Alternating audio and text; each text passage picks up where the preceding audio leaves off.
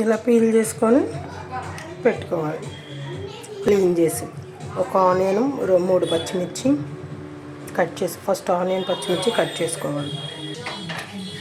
Carrots అన్ని ఇలా ముక్కలు పోసుకొని ఒక్క వాటర్ పోసి మూత పెట్టి ఉడకనివ్వాలి. ఇలా ఉడకబెట్టుకుంటే ఏంటంటే ఆయిల్ అనేది తక్కువ పట్టిద్ది.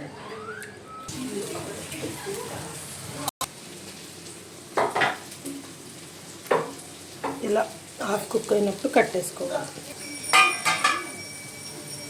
స్పూను నూనె వేసుకొని ఇందులో కొంచెం పచ్చెనపప్పు, కొంచెం సాయిపప్పు, ఆవాలు, జీలకర్ర ఇవి వేగిన తర్వాత కట్ చేసి పెట్టుకున్న ఉల్లిపాయ పచ్చిమిరపకాయలు యాడ్ చేయాలి.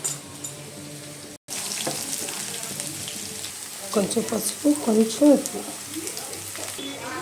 ఇలా ఒక స్పూన్ అల్లం పేస్ట్ చేసి ఇది కూడా ఎర్రగా యాగనివ్వాలి.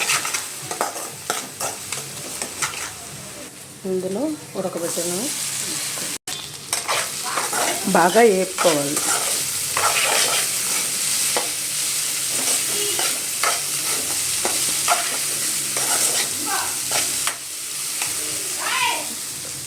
ఈలోపు పచ్చి కొబ్బరి పేస్ట్ చేసి పెట్టుకున్నాం. వాటర్ వేయకుండా మిక్సీ పెట్టుకున్నాం. ఒక్క కారం వేసి కలుపుకోవాలి.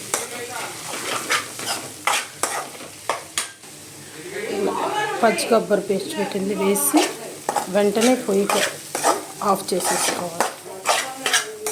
ఇంకా